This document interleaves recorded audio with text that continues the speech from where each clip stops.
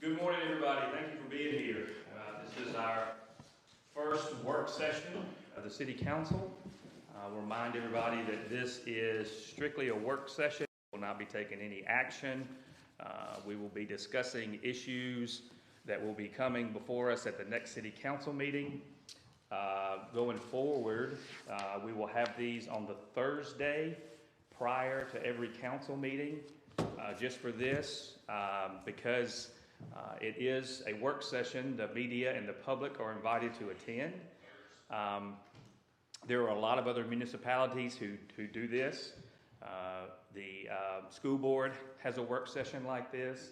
Our hope is that it will help us be able to be better prepared and make good decisions during the council meeting. The other good thing about this is if for some reason a council member cannot attend, they will always be recorded and they can go back and review it.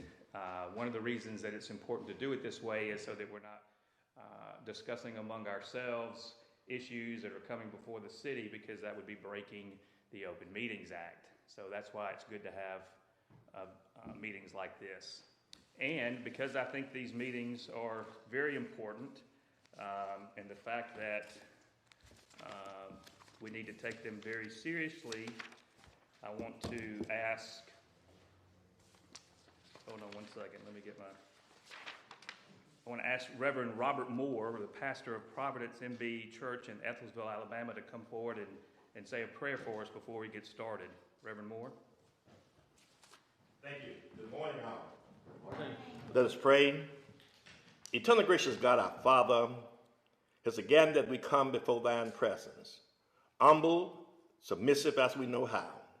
We come, Lord God, this day saying thank you for this day. Thank you how you watched over us, how you've kept us from the early existence of our lives up until this present moment. We thank you now for this time. We thank you for this moment. We thank you for this place. We ask now that you bless our mayor, bless our council, bless all of our city officials. Continue to crown their heads with wisdom, knowledge, and give them a better understanding. Lord God, we ask you that you allow them to prosper as well as this city, prosper and be in health, even as their soul prosper. Lord God, by you doing this, we'll be so ever careful to give you the praise, honor, and the glory. For us in the precious name of Jesus Christ that we do pray and act it all. Amen. Thank you, Reverend Moore. We really appreciate that. All right, before we get started, this will be an informal meeting and discussion, but we did put an agenda together to try to keep us moving at a good pace. I know people have a lot of places to be.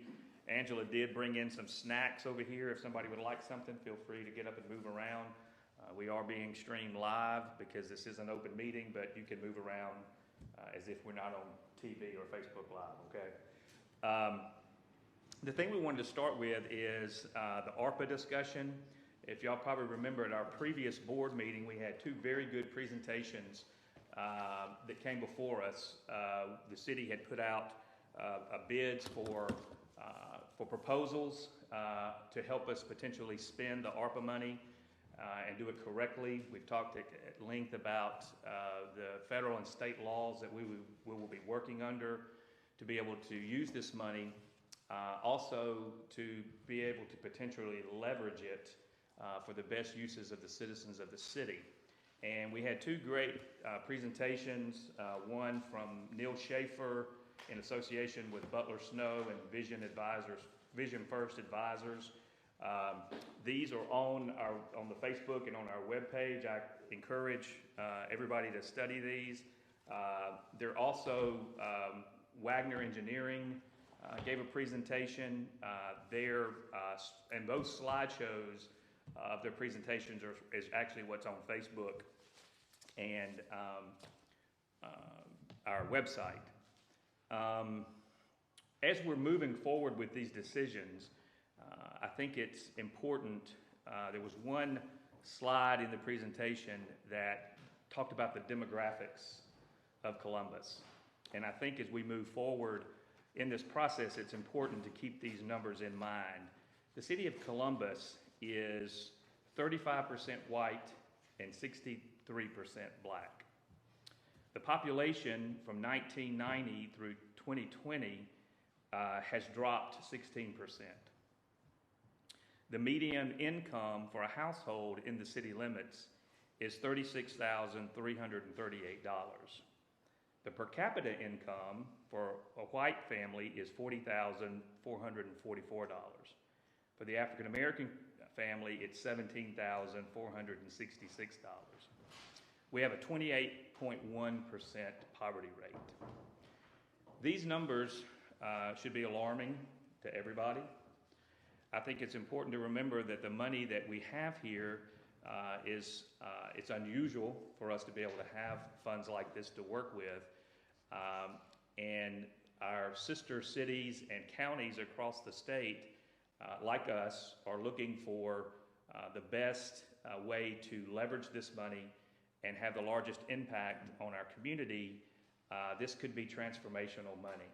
And so we need to take the ideas and the information that we've been given very seriously. So I am encouraging the council and the citizens of Columbus to continue to look closely at this process. One of the things that I've talked about quite a bit since we found out about the ARPA money is the importance of us working closely together with the county. Last Wednesday, November the 24th, we held a meeting here where we invited the city council, members of the board of supervisors, and state legislators here to talk about how we could partner together and potentially use this money in the best interest of our entire community. It was a very good meeting. We understand that there's a lot of decisions to make, and we need to be making them quickly. We need to be putting our priorities in place because we have deadlines to meet as we move forward. So having said that, I was contacted by the Horn Group, who is the group that was selected by the county to advise them in using their ARPA money. Now, the county did not call for proposals as we did. They just invited a few groups in to come and speak to the Board of Supervisors. It's important to remember when we announced that we would be, calling for proposals that we don't have to accept any of them, and we don't have to use any advising on this. But the general consensus is from the leadership in Jackson and in Washington that it's very important that we have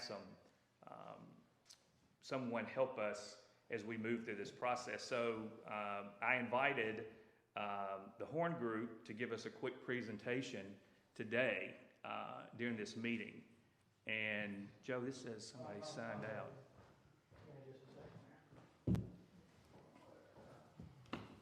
Here I am, Mayor. Oh, you got it? We're both here. Oh, good, good. Sorry about that. We had a little technical glitch on our end, I guess. Well, that could have been on our end because if I'm in charge of it, it's definitely going to be a glitch. How did that? But thank goodness I got Joe here to help. Did that mess him up? That's right. Okay, well, with that, I think y'all probably heard the introduction. I'm going to turn it over to you guys real quick. Sure, great. Thank you so much, Mayor and members of the council. We appreciate the opportunity to join you today. Again, my name is Chris Richardson. I'm joined by Timothy Smith. He's one of the senior members on our staff. Just to give you a little quick background of what we do and how we do it, tell you a little bit about Horn ourselves. We are, Horn is a national company, but we're based right here in Mississippi. We have extensive experience in handling federal disaster, state local recovery funds money in 13 states and in Puerto Rico.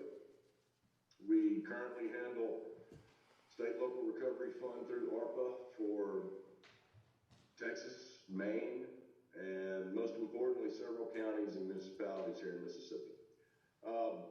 So that being said, like I said, we are a Mississippi company first and foremost. We pride ourselves in that. We want to see our communities not only recover, but thrive. And ARPA is a great way to do that. Just to go into a little bit about what we do is primarily risk assessments and setting up policies and procedures. And to go into a little more detail on that, I'll turn it over to Timothy Smith.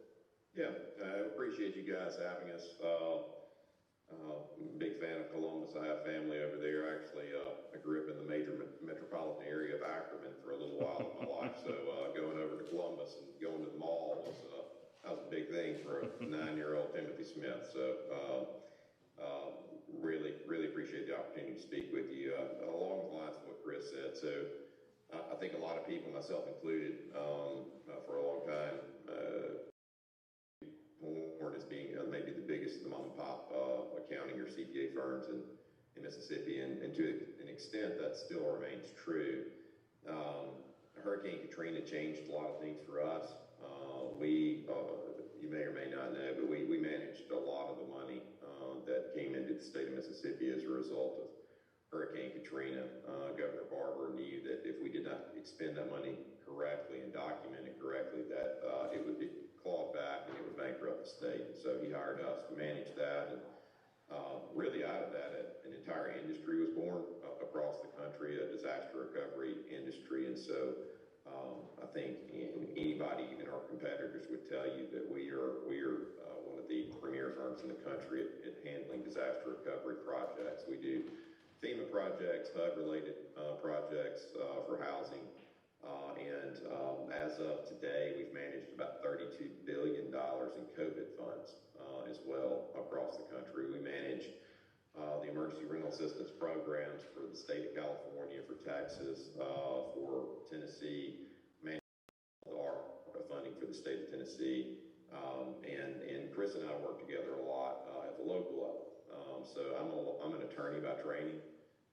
And so I kind of bring, I guess, the attorney mindset to it, and we have auditors and CPAs around us and other project management professionals that we work with too. We even bring in engineers as needed relative to really the needs for clients. And so you guys probably recognize, because you've received federal funds before, that you really kind of have two thresholds to be compliant and not get a nasty finding from an auditor.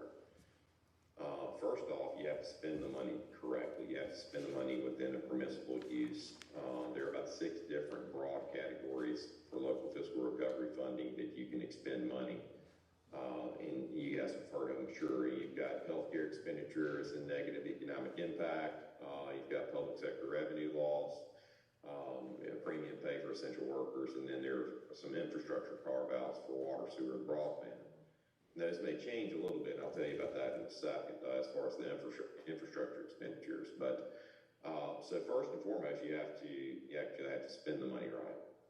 The second aspect of that is once you designate the programs that you want to fund, you have to document that correctly as well throughout the life cycle of the grant until grant closeout. And so you could technically spend the money on the right thing. Let's say expansion of hospital bed space to accommodate patients in a time of a pandemic, which would generally speaking be a permissible use of the funds. But if you don't document your procurements for contractors, and you don't document the labor around that, and if you don't keep those records in an organized fashion, and if you don't have policies and procedures that substantiate that and give you guidance, then technically speaking, an auditor could come back and they could de-obligate the entirety of the expenditure, even though, as a matter of course, the object of the expense was correct.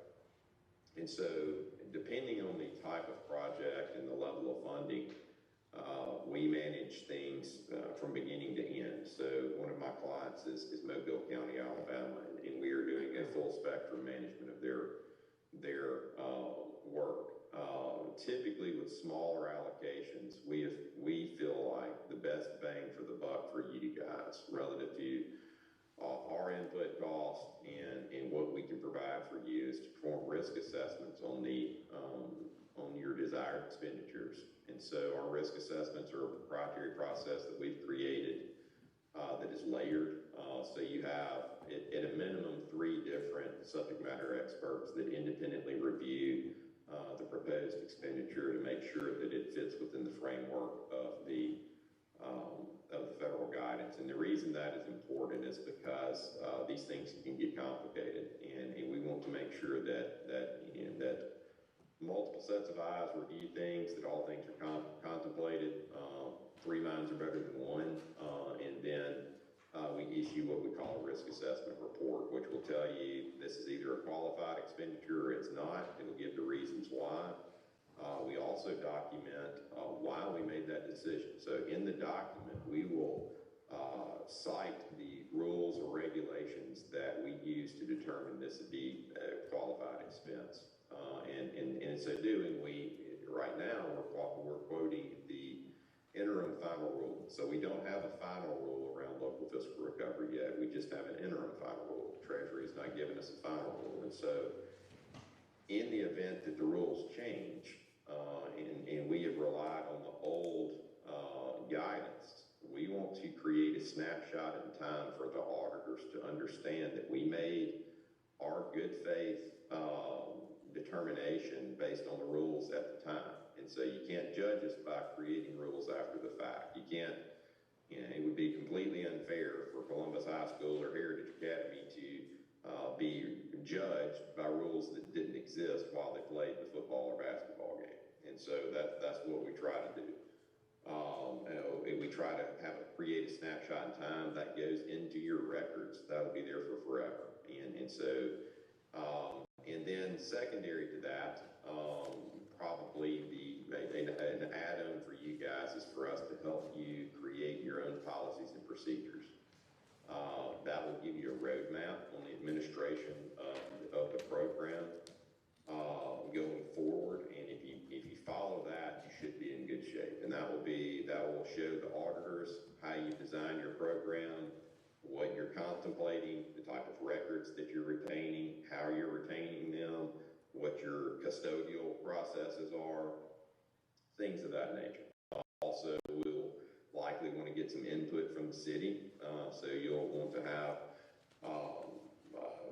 one of the things that they're absolutely going to look for is was there public input or buy-in in the things that you're expending your money on. And so, and that can be as simple as having,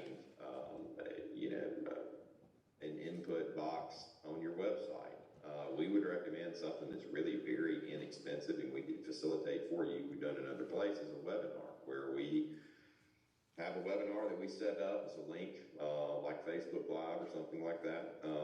We can use our own technology such that we do give some training around what this money can and can't be used for the public. Anybody in the public can type in and listen. There's a chat function, so questions can be asked, and we can answer those for the public.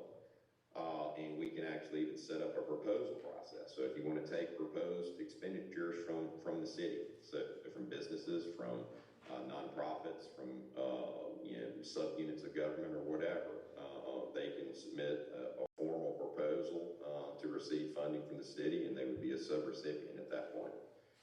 I think from the perspective of expense, quite honestly, in having us, the last mile for this for large entities is typically the compliance monitoring on the backside. And that's quite honestly where I send my auditors out and they audit the programs that are being implemented. That's expensive because auditors' time is expensive. And so I don't know that is necessarily a need for you guys relative to what we're doing, so long as you follow the policies and procedures and have your county, your city staff make sure that those I's are dotted and T's are crossed. And so some of the processes that we would set up or like to set up in that instance would be that funded programs, particularly if it's you're funding a private sector entity, say like your hospital, that every couple of months, if they're having an infrastructure build out, that they have certain documents that they submit to you guys. So you basically paper the file, you have all of the information in front of you, have the cost. One of the things you want to make sure is if you give an entity money to expend, increase bed capacity of a hospital, to continue to use my analogy, that you are documenting that money actually went for that purpose, right? So you're going to need your cost receipts, you're going to need specs, you're going to need engineering reports, you're going to need that type of stuff. You're going to want to make sure that you have copies of the permitting and the bonds and all that to go with it. That typically is the more expensive thing for us to implement because it's a longer timeline. But we can at least give you a roadmap and policies and procedures. So to kind of reiterate, I think probably the best bang for your buck for us would be for us to help you publicize this thing in the city, to help you receive proposals from the city, and to perform risk assessments and help you with your policy procedure development. You can't see it, but I have a screen pulled up right now, which is a HUD, U.S. Housing and Urban Development map overlay, which shows what are called qualified census tracts. Qualified census tracts feed into what Treasury is called equity-based services. So basically, they are giving deference to low to moderate income areas for expenditure. And you guys, it looks like Columbus, at least in the peripheral, I can't tell if it's because I don't have an outline of the city on this overlay map, but it appears in the area have 3 different qualified census tracts. It looks like some of those bleed over into the county, but some of it is actually maybe in the city limits of Columbus. And so it is not mandated, but it is highly suggested by the U.S. Treasury that money goes into those areas in some capacity. And listening to the demographics that you talked about earlier in income levels, and particularly the income disparity levels, I think that it would likely be wise to have some expenditure in areas that are traditionally underserved or disadvantaged. That's going to speak well for you when the auditors come around. And even if they don't have a negative finding that results in a clawback, you still don't want any negative connotation. And so there's certainly an emphasis there to allocate some of your funding into those areas. And it's a good thing, and I think that it bolsters the community, and there's a lot of growth that comes through that. And lastly, and this is just the way that we are administering these things around, and as you contemplate possible expenditure of this money, and we'll be happy to help you think through these things, it really kind of relates back to what my dad has always told me. My dad's a banker, and he's always warned me that you never spend one-time money on recurring expenses.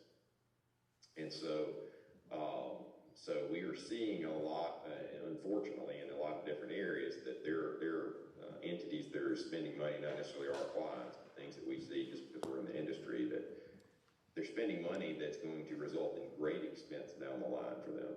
And so, to the extent possible, I like to advise my clients to expend money in ways that actually might make you some money, or at least be sustainable going forward. And so we can help you think through those things as well, certainly in the proposal and risk assessment process.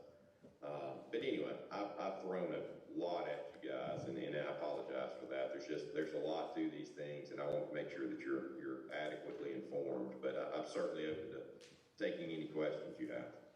Sure, thank you for that. Let me ask you quickly, the deadline to commit all the funds, my understanding is December the 31st, 2024. And then we have to have the funds spent by December the 31st, 2026. That's correct. That sounds like a long time away, but actually it's not. It's not. I have a sense of urgency here, and I know that members of the council do, and the citizens here as well. And so we're still trying to determine we're going to have to advise us in this process. How do you think we're doing as compared to other municipalities and counties around the state as far as where we are right now? You're doing well. I'll be honest with you, and we see this across the country. There's a general reluctance to move forward because twofold. The direct recipients like counties and states that are receiving their money in 2 tranches, they're just kind of waiting and seeing. There's another component to that too that is causing a little bit of a wait and see, which is actually wise. And about a month ago, the U.S. Senate passed Senate Bill 3011, and what that does is it potentially amends the state and local fiscal recovery fund to allow you to spend 30% or $10 million of your allocation, whichever is greater. And so on different things that are not here. So more traditional infrastructure, roads and bridges and things of that nature. So there's a little bit of a hesitancy, and I think it's wise to say, okay, we potentially are going to get some more freedom on how we can spend this and not have to do it through a revenue loss calculation. And so,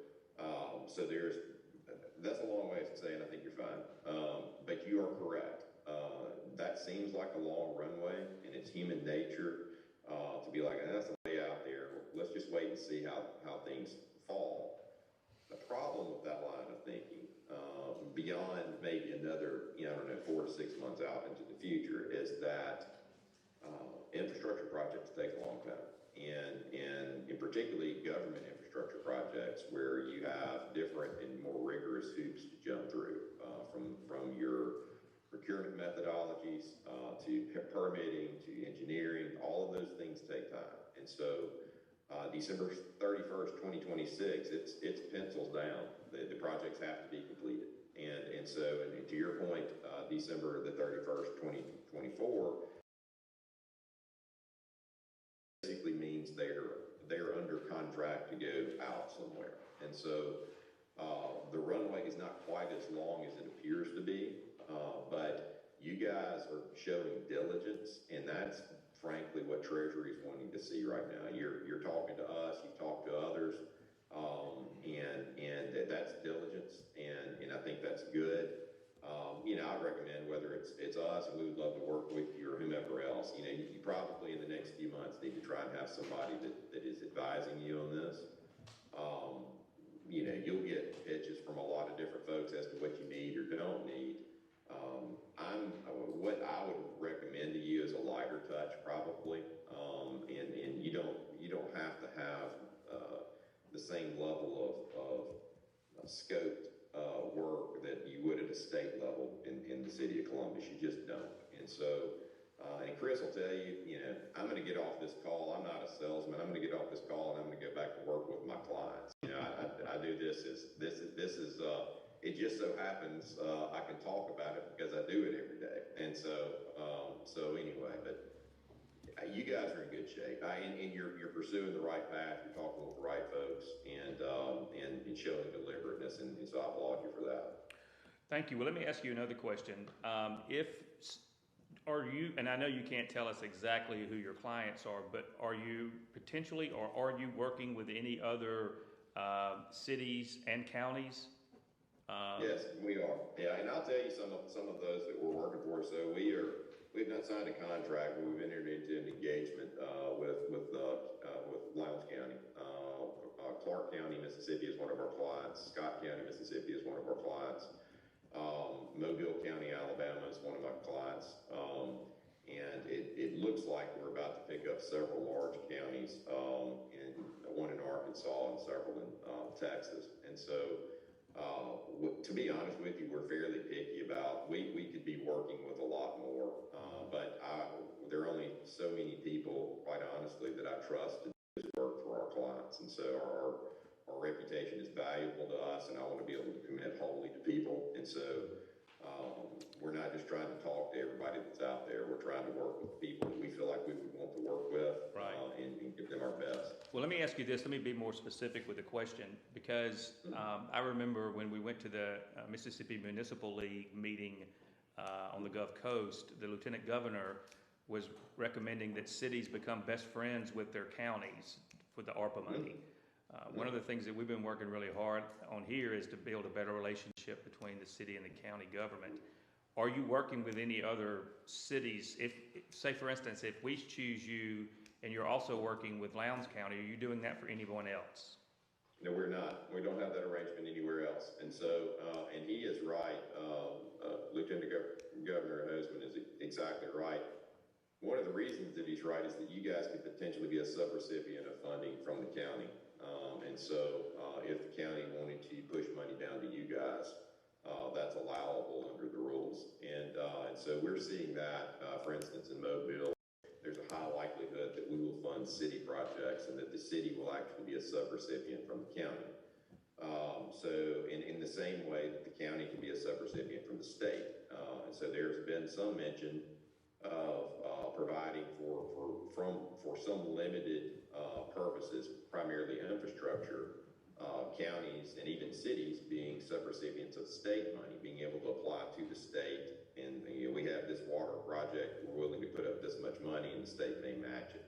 That has not come to fruition yet, to my knowledge, but that has been in the works. And know for a fact that there have been discussions at the Capitol this fall along those lines, and that's something that we've seen in other states. There are a lot of other states that have set up match programs for their cities and counties so they can push money down to bolster the money that you have. Well, let me ask you this too. If, in our meeting that I had on the 24th, when we had the council here and the Board of Supervisors and state legislators, one of the things we were discussing is, because there is consensus that we want to work together, there is not necessarily consensus of what the priority should be within the city and the county, which, the city of Columbus sits in Lowndes County. So essentially, either whether you're working directly for the city or not, y'all will be in a way, because we are a part of the county. I like to always remind people of that. The idea was, the consensus sort of from that meeting was that we need to get back together, or we need to begin to start working on our priorities quickly, because it's getting close to being time to go back to Jackson. That's why we had our local legislators here, and that's why we're still reaching out to them. The idea was that we probably should have separate proposals when we're going in to look for those matching dollars. Would that be, would you agree with that, or how would you think that we should try to do that? Yeah, I think that's correct. I think you get more bites at the apple that way. There may be some school of thought around having a very detailed combined ask. So, particularly around infrastructure projects. Counties don't typically own water systems, cities do.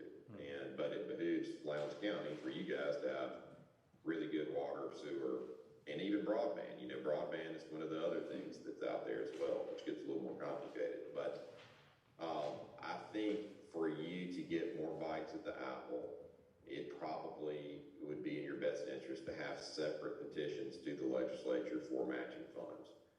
Having said that, there's nothing wrong with letting them know that you are willing to cooperate with one another, and there's nothing wrong with having pros in your petitions or your proposals for matching funds that shows how this will be a force multiplier for both the county and the city. And so you could work in conjunction with one another, have your own separate filings, but at the same time also illustrate to the decision makers in Jackson that this will be a mutually beneficial endeavor. And so I think seeing cooperation there, likely a good thing. And so, because you guys know, and I won't name cities or counties, but there are some cities and some counties that are very much at odds with one another in Mississippi. And so I think your reputation is certainly not that. You guys are on the same page. I think that's why you've seen such amazing growth in the county and the city, and attracting businesses from outside the state even to your area. And so I would think separate filings, but having information in there that shows that this will be mutually beneficial in either outcome, I think is probably to your benefit. Okay, thank you. Well, I'm not going to take up any more time. Does anybody in the room have questions? Anybody? All right, thank you so much. We appreciate your time. Give you my cell phone. Yes. If you have any follow-up questions, again, I'm Timothy Smith. My number is 601 Okay. 832-1791. More than happy to answer any questions we can. We are happy to help. As Chris said, we're Mississippi folks. We want to help our brothers and sisters in the state. All right, Timothy, thank you so much. Thank you. We'll be in touch. Thank you, guys. Thank you, Mayor. Thank you.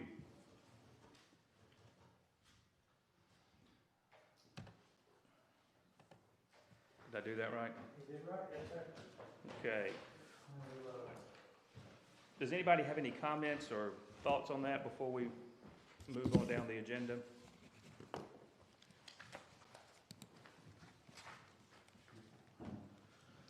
Thank you again, Pastor. We appreciate you being here. Just close that. All right. All right, we're going to move on to the other topic is the proposed employee raises that we talked about at the last council meeting. We're going to do a couple of things here. First, we're going to hear from Mr. Kenny Weigel, who's going to speak on behalf of the department heads. They contacted me after the vote at the last council meeting, a 75-cent raise for all employees who are hourly employees. He's going to speak on behalf of the department heads on their thoughts on this, and then after that, Mark is going to come forward.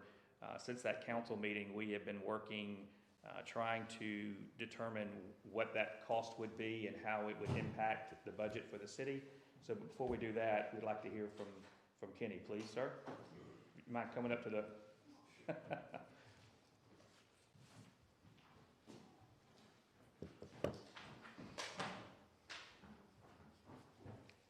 Thank you, Mayor Council. Sure. And on behalf of all the department heads, a special thanks for allowing us to return to the 4-day work week. We hope to make you proud doing that 4 days. We do have a concern with the recent pay raises that were voted for all employees with the exception of us 12 department heads. We weren't aware that money was in the budget. I think we were told mostly that we didn't have money for raises. But we feel like that if there is money out there for raises, us 12 should be included in that. We're also aware that some recent raises were given in the executive session. Wondering if those employees are now going to get additional raises. And with all due respect, we don't believe this is fair. And we feel like if across the board pay raise is going to be approved. Thank you. Sure. Thank you, sir. Council, do you have any questions for Kenny or any of the department heads? When we first started discussing pay raises, it was kind of on a scale of amount of time served. Did that ever come up when y'all discussed as department heads of whether it is fair and okay to pay somebody who's been here a month to get the same amount of raise as somebody who's been here 20 years? Did that straight across the board amount bother anybody, or did that sound fair, or did they even come up when y'all were discussing whether that was a fair way to do this? Chief? Well, in my department, one of the things. Wait, can he come up to the podium? Nobody can hear him, I'm sorry. Chief, do you mind going up to the podium? Yes. Sorry, sir. Sorry to make y'all do that, but we do appreciate you being here and expressing your concerns. Well, good morning, Mayor, council members. Councilman Green, yes, and the only thing that I'm saying is this: in the fire department, we do not have enough difference in pay that we're attracting people to want to promote to the next level. We keep on keeping the same integral and pay between the ranks is going to even make it harder for us to promote. Things need to be taken into consideration on. We are 4 captains short now. We hopefully will promote one Tuesday of next week, I'm sorry. But still we'll be 3 captains short, and that we don't have anybody else left on the list. We was fortunate enough to get 3 firefighters to pass the. To the best of my knowledge, we're 7 short, and people just not interested in moving up when they can make money overtime and not move up in the ranks. They'd rather make the overtime money. So to get them to be more willing to take the test, we need a bigger gap in the pay raise between ranks in the fire service, I feel. Well, let me ask you this too, because I believe y'all told me when I met with y'all called the day after the council meeting and asked to meet with me and discuss this. Did I understand you to say that this 75-cent raise could put some of the hourly employees making more than maybe their supervisors in some areas. Is that right? How do I would have that in one case in my department. I will have, my assistant chief making just a little less than another employee at the fire department. Yes. And Mayor, I understand, Wendy's not. Can you come up to the Yeah, come podium, up, please? Kenny, I'm sorry. I'm sorry. Nobody can hear you on the phone. Thank you, Mayor. I actually forgot to mention, it's my understanding that a 75% an hour raise would raise at least one employee very close to the department head level. Thank you. Well, one of the things that council, that the department heads expressed to me was the first thing they said was they were very grateful that we were considering this. They were very grateful that we were working towards the 4-day work week again, which almost everybody within the city has commented to me at some point about how much they appreciate that. I think their frustrations came in that, that the council voted without input from the department heads. And what I said to them was that I think everyone on the council is trying their best to be helpful to the employees. We were all very disappointed when we were not able to do the raise as we had originally thought in the budget. We were also disappointed when they began talking about ARPA money, and it was brought up at the council meeting to hold a portion of that until we could find out for sure if we could spend it that way. All of this causes confusion and concerns with the employees. I've had many come up to me and say that, that they had already, in their minds, they had already spent the ARPA money. And they were concerned when they heard that there was a good chance we might not be able to use it that way legally. But having said all that, I truly believe in my heart that the folks that are trying to push for this have a real concern about the fact that our city employees, in many cases, make less than other cities our size.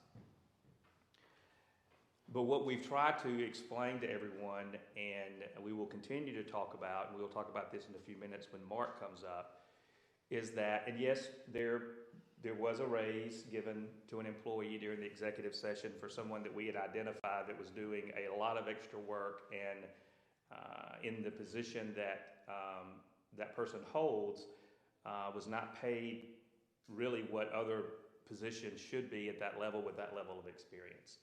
It was not our intent originally to make that decision at that meeting, but it turned out that way. But it was well-deserved.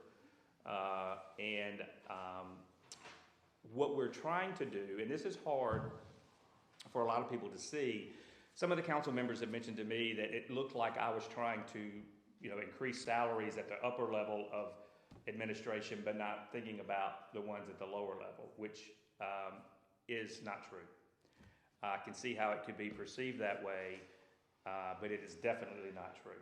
As I told y'all in the meeting, I have been where you are as a state employee when raises came in that looked unfair to others, when you're hiring in and people have been in an institution for a while.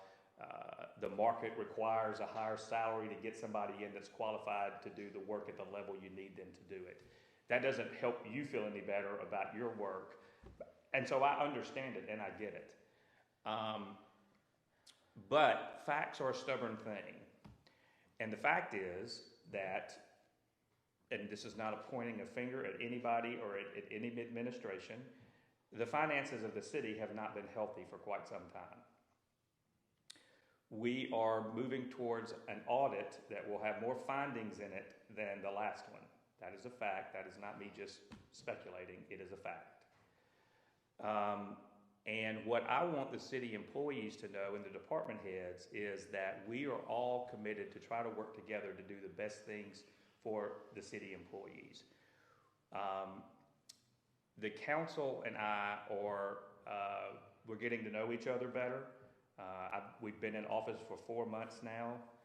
One of the reasons we're having this meeting is because we have to be very careful how we have discussions about these issues. And so that's why we're going to have these meetings going forward. They'll be on Thursday because of the new work week.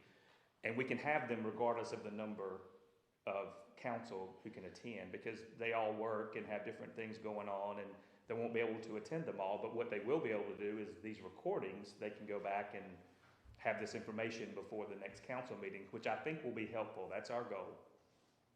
So I appreciate the fact that y'all came to me the next day, and I appreciate the fact that y'all felt comfortable in coming and discussing it and giving your concerns. I did send that out to the council through an email that they could not respond to. Whenever I send them information like that, they can't respond back to it when I give them information. Because if we started talking about that through an email, we would be breaking the open meetings rules. So what I just want people to hear is that I don't believe there's anyone on this council or in this administration that is not, we want to do everything we can to get the raises. What I'm asking for the council to continue to consider, we're in the process of, we've had a lot of turnover in the finance and administration office. We're getting close to having one position filled, and we've got some ideas about another one that has recently come open. So we don't think there's going to be much more time lapse in there. We've been fortunate that we've had very good interims that have been helping us with experience in these areas. But the unfortunate reality is that our finances are no better than we thought they were when we set the budget. And so having said all that, I'm going to get Mark to come up, because he has done yeoman's work along with Pat and Mike Burnson to help me pull this together so that we could present this today. And once he does, we're going to open it up for discussion and questions. And I think the council, do y'all have copies of it in front of you? Do you have it, Rusty? Okay. Jeff, you got it? Okay.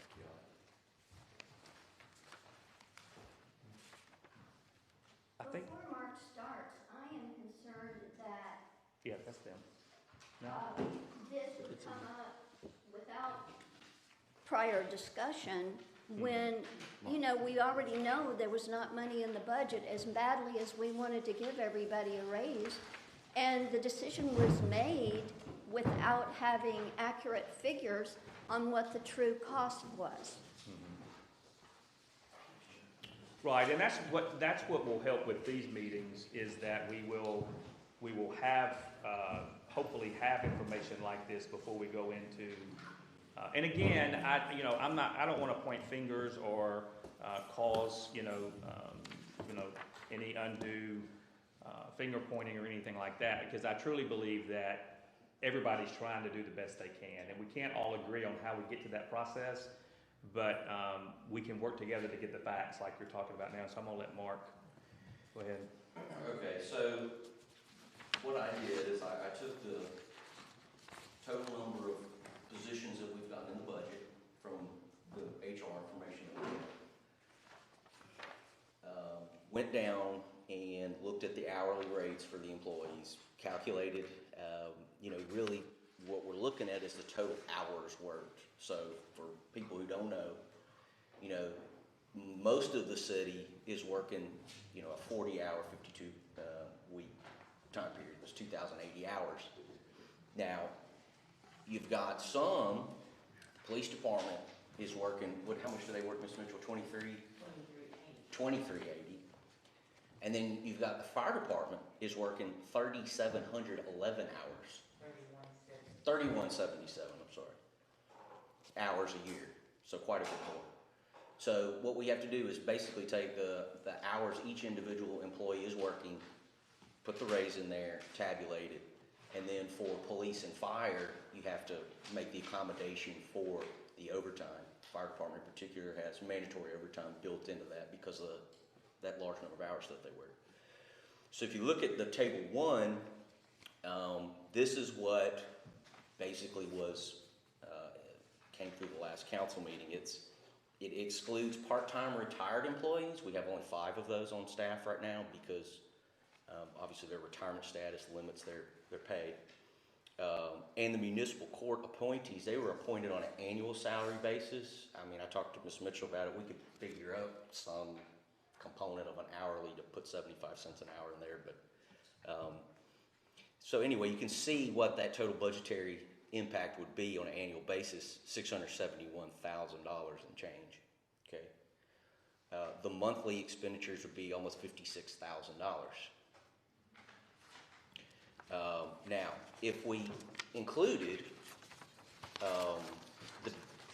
if we kept the same exclusions from the first, the table, but then also excluded the department heads, that number drops to 631,000, approximately almost 632. So it's a savings of $38,000 to exclude the department heads. So nominal in terms of the overall amount that was voted for. However, so if you look towards the bottom of the sheet, you can see now these are my comments regarding it. Obviously, like Mr. Weigel said, both of those amounts, whether including the department heads or not, was not included in the budget, okay? So what that means is to accommodate any increase above and beyond what was budgeted, we have 3 options really. We have to examine the revenues, and do we believe that revenues for this fiscal year are going to come in greater than what our budgeted revenues were? Are our expenditures, number 2, are expenditures going to be less? Or number 3 would be some combination of both, what you would need. You need to say, okay, can we look back and say, do we believe that our revenues will come in greater and we'll spend less, and try to find a way to accommodate this amount of money in the budget? Okay, so as an aside, before I move on to number 2, the current year, the year we're in right now, so fiscal year 2022, those revenues in that budget, because of the original budgeting error, okay, if y'all go back and remember, there was an error of $1.3 million in solid waste expenditure that was not calculated in the original budget, which was also not calculated in last year's budget. And those, as an aside, those ramifications have not been fully sorted through, okay? To accommodate for that error, we went back, Ms. Vaughn and I, and we had to revise the revenue very close for FY22 to be very close to what the collected revenue was for FY21. Does that make sense? Everybody understand that? You know, instead of, you know, trying to be conservative and accommodate some wiggle room on the revenue side, we had to basically get fairly closely to what we believed the collections would be so we could make it. In addition to reducing expenditures, the department heads know about the reduction of expenditures in their departments. So that was a painful process. You know, in my estimation, just from a straight budgetary perspective, looking at the budget document, you don't have the money in the budget, okay? The only way to make that would be on a projection basis. You have to do some financial projections. Now, with that being said, moving to number 3, it appears in looking with Mr. Bernstein and I doing some reviews of the finances, in addition to speaking with our auditor, it appears that the books, okay, and definitionally that's the city's accounting records, those are, you know, entered by the accounting staff of the city, have not been correctly or accurately reconciled to the bank statements.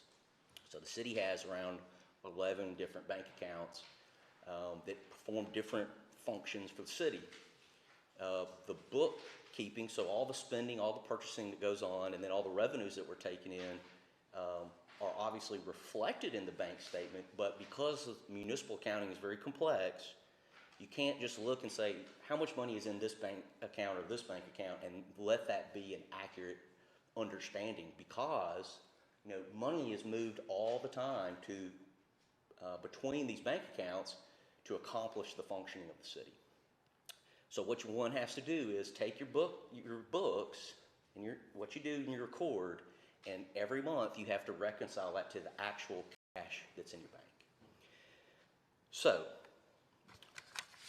number 4, it also appears so that some of the journal entries for funds, now these are the funds spread out the account, not to be confused with the actual bank accounts, that those entries in some instances have not been up to date.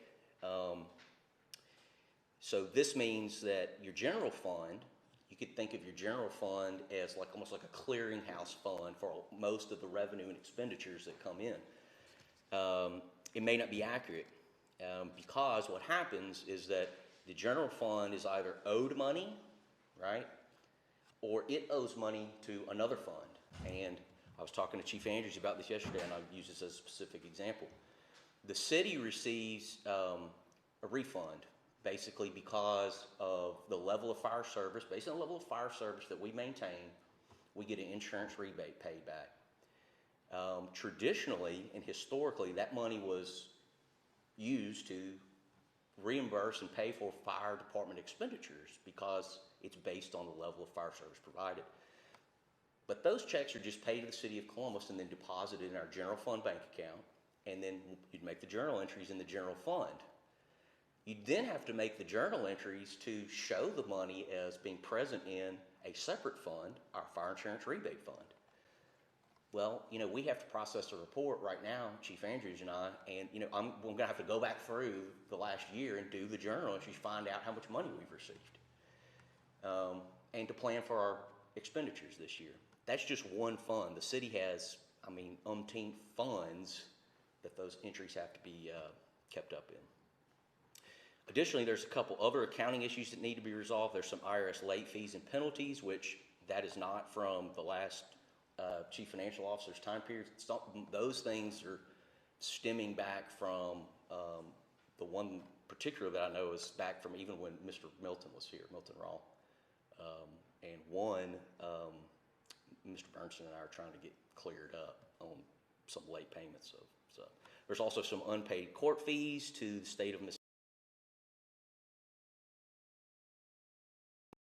Have to be remitted to State Treasurer's Office, Department of Public Safety.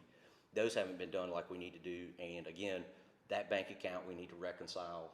Court account has its own bank account. It needs to be reconciled to the books.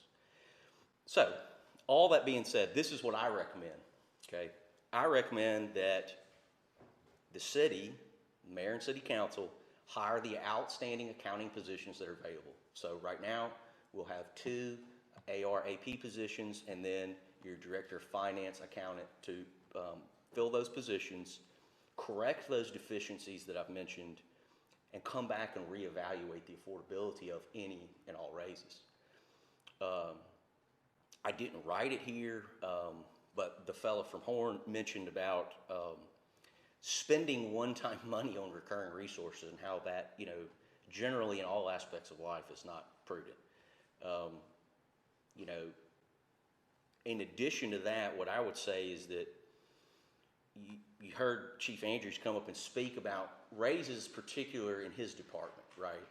Everybody wants to have more money for what you do, but he's expressed and said, well, we've got to create greater spread of pay in between these positions to encourage and promote people to the higher level positions, because they would rather just work a lower level position, right? And get their overtime, and he'd like to create that gap. If you ask Casey Bush, we're having trouble keeping and recruiting almost all level of employees because department pay is so low. Across the board, but in particular skilled positions, your equipment operators, truck drivers, any type of skilled maintenance positions that they have, the pay has been so low. So what I would suggest is, as part of an overall strategic planning, is to say, it's the government would like, the mayor and council would like to increase pay across the board, yes. But failing that, and perhaps where should we start? Where's the critical levels that we should start at? Should we fund more in this department at these types of jobs? Should we fund more here? Should we fund more there? And then, phase that in over a period of time as part of a larger spending strategy. I know that I wasn't present at the meeting, but I know y'all voted to do the Probst Park plan. You know, that's great, but as part of the additional spending of the city, the money that comes in from the 2% tax is good and can renovate the park, but there's numerous other parks that there's maintenance that has to be incurred and taken up, okay? So all that's gotta be an overall plan for the spending. Your use tax and infrastructure improvement, you know, that's being phased in. I don't know where we are on that. I don't know if we're at a 50% level from the state versus municipality.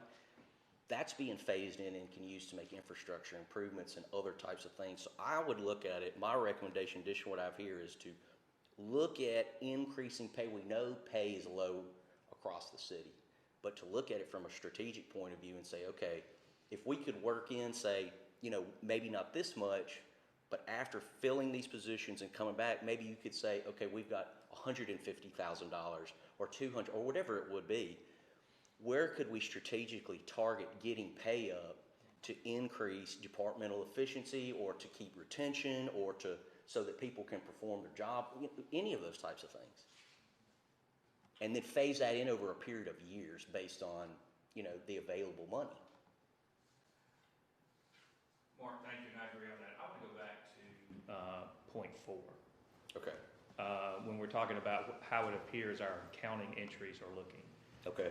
I've been in several meetings with our administration and our accountants. I've had other accountants come in and help us look at where we are financially. How long has it been since our funds have been reconciled? I'm not sure. I'm not sure. It was like a 2-year almost, maybe 6 months within the 2 years where they've actually been reconciled. Mayor, I'm really not sure.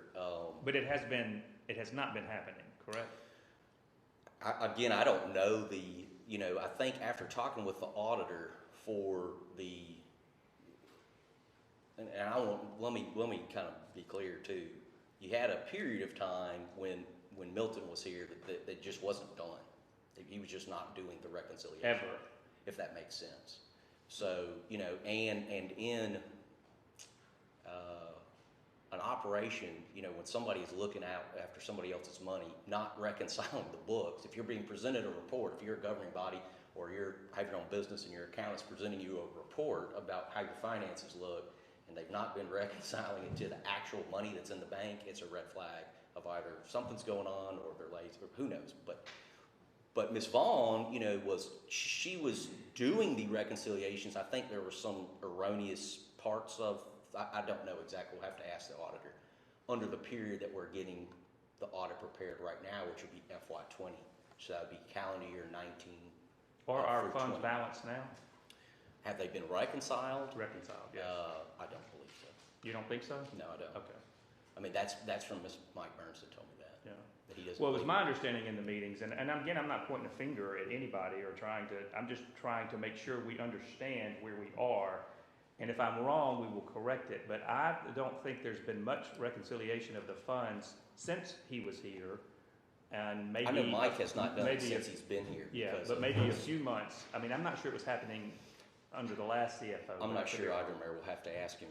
I know he has not done it since he's been here because of the status they were in. Now. Because you can't come in today and reconcile Right. until you go all the way back. That's to right. the So balance. yeah, that's right, Mr. And- Attorney.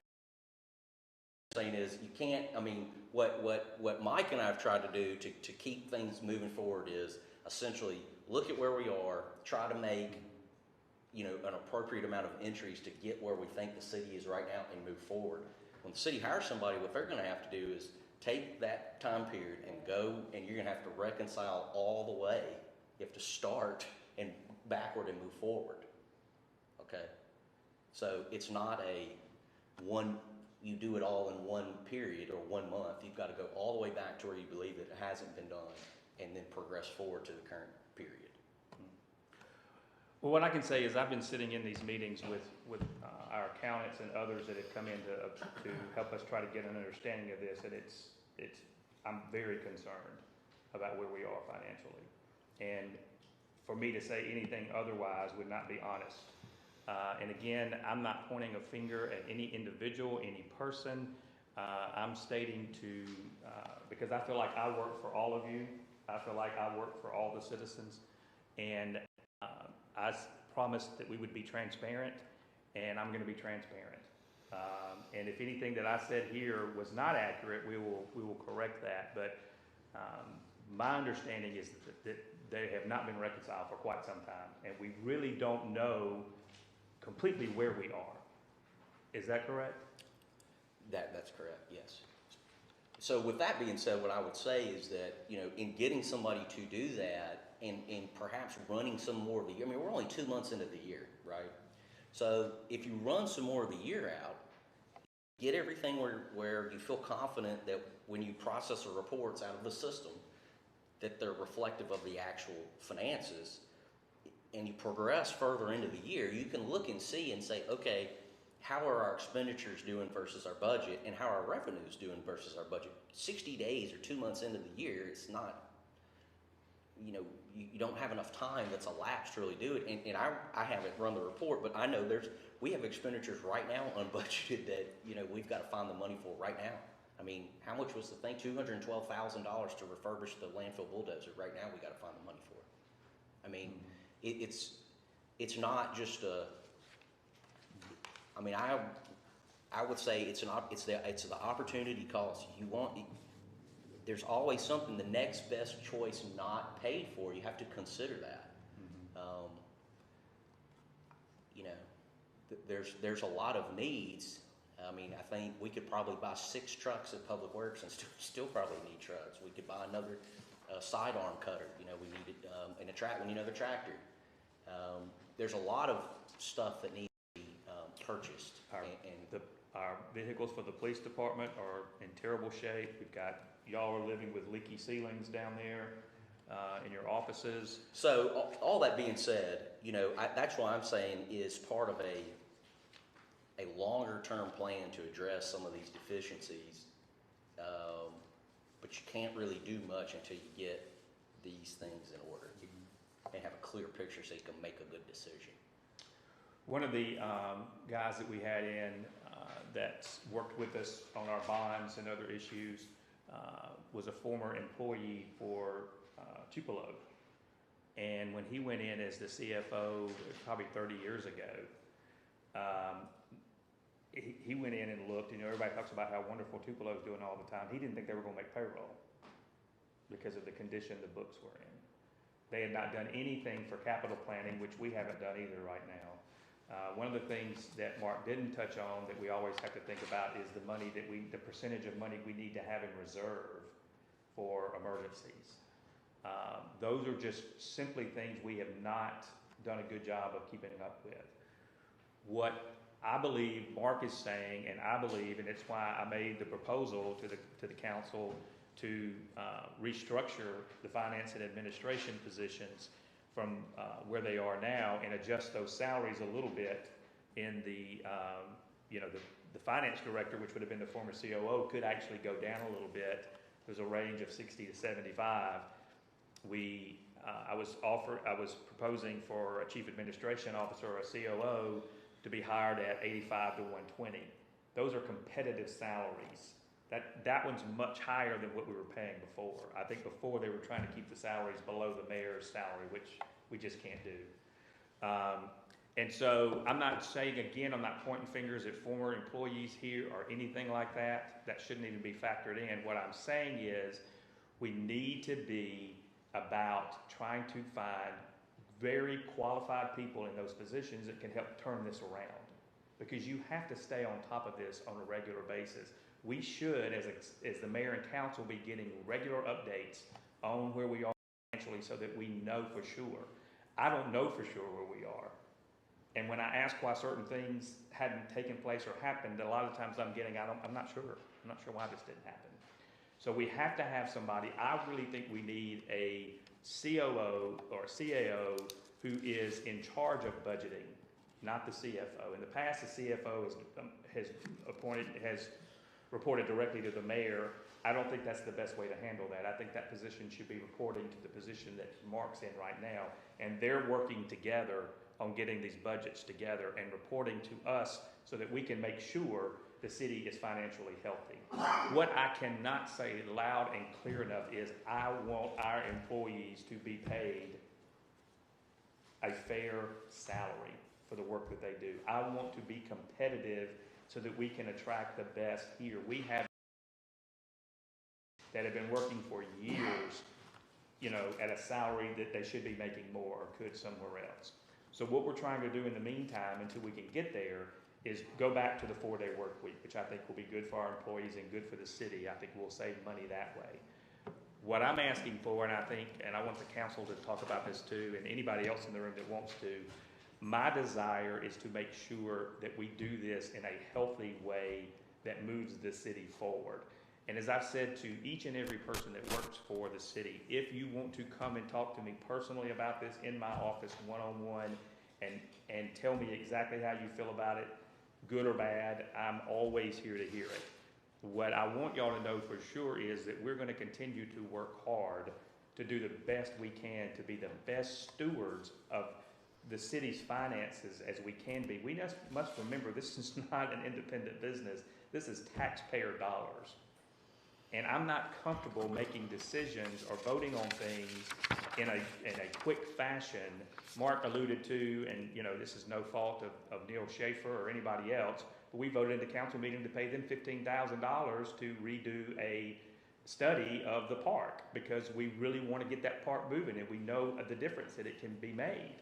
But when you know the information that Mark just gave you, does that seem like a wise decision in retrospect? So again, not pointing fingers or trying to call any person out, because I believe that the council is trying to make wise decisions on behalf of the entire city. So that's why I think these types of meetings are critical, so we can have this type of discussion. And as the presenter said earlier, I'm a firm believer in the citizens weighing in on this. That's why this meeting was open to any citizen that would like to come in here, because this is their money too. This is your money. You pay taxes to the city and the county. So it's going to be in our best interest to be the best stewards we can be, and that's what we'll continue to do. Does anybody have any comments or questions? No. No comments? Well, my comment is, I think you're kind of preaching to the choir here. We're all on the same page. I'm totally against making quick decisions without a plan and without looking at the numbers and having a long-range goal. And somehow we have to figure out a way to get in the same room and hash out the details. So I don't know where we go from here, but at least it's a start. And what can be done for decisions that have been made without having numbers and without having the data that we need? I mean, the council voted for, like you said. It can come back up for another vote. It'll come back up? It can, right? Yeah. Sure. It can come back up for another vote and discussion. Absolutely. And again, I don't want anybody to make any assumptions about why people are not here or anything like that. Again, there's a lot of things that could prohibit somebody from being at a meeting like this. I think other municipalities, when they have them, everybody's not always in the room. But again, the great thing about technology and having Joe here is that this is recorded. It's also being streamed live, and so people can be aware and have comments. What I want to say to y'all again is thank you so much. What you did was not easy, I know that. You shouldn't be put in the position to have to do this, but I know that y'all all care deeply for the city and the people that work with y'all in your areas, and that's to be commended. And y'all thanked us again earlier for the 4-day week. I'm very happy that was able. Well, I know there's somebody there at the. Yeah, don't throw a rock. It's all right. But for many, it's been very good, and we'll continue to try to help do things for the Trotter that'll make life easier over there. And that's just a good example of, the Trotter employees do not get the 4-day week. Obviously, the police and fire department do not. But what we always want to do is, do y'all? Landfill doesn't. Yes, thank you. Don't forget the landfill. But what we want to try to do is find ways to make these jobs appealing to good people to work for the city, because it is public service. Many of you could be working somewhere else and making a larger salary. Many of you are very passionate about, what you're doing here in the city, and we want to be the best that we can be on y'all's behalf. Do y'all have any comments, or would anybody else like to go to the podium and address us in any way? I just have one more question. Yes. Do the need to finalize the audit? For 20, no. And We will not, our audit will not be complete on time this year. and how will that affect any federal It funds? could affect. But it was confirmed to me this morning in a meeting with our auditor that it will not be, it looks like it will not be ready on the 30th. But she told me it will not. And that is because, Well, it's because all the information, they didn't have all the information from the city to complete the audit. There were 2 areas that were outstanding. One we've gotten complete, and one we're still working on.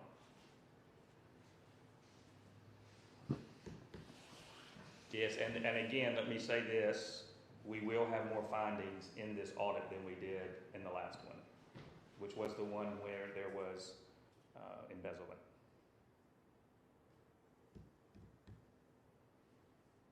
Okay, on that happy note, if nobody else has any comments, we will continue on our day, and we can celebrate that this is the last, well, except for Regina, this is the last Friday. Y'all be here. Thanks, everybody.